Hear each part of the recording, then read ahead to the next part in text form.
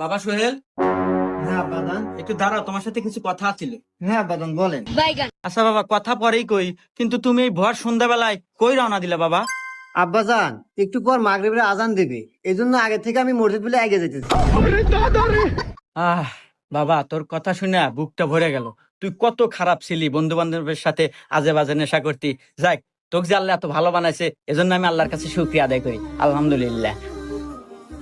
আচ্ছা আব্বা, তুমি জানি কি জানি বলতে চাইলে ওটা একটু বলো, নইলে আবার আজান দিয়ে দিবে, আমার মসজিদে যাওয়া লাগবে। ও আচ্ছা বাবা, ঠিক আছে। ওই যে তোর মার না খুব অসুস্থ, কয়েকটা টাকা লাগতো, একটু ওষুধ আনতাম।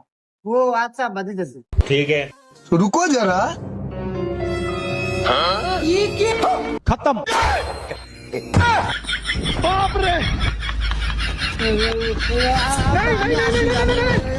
আসি।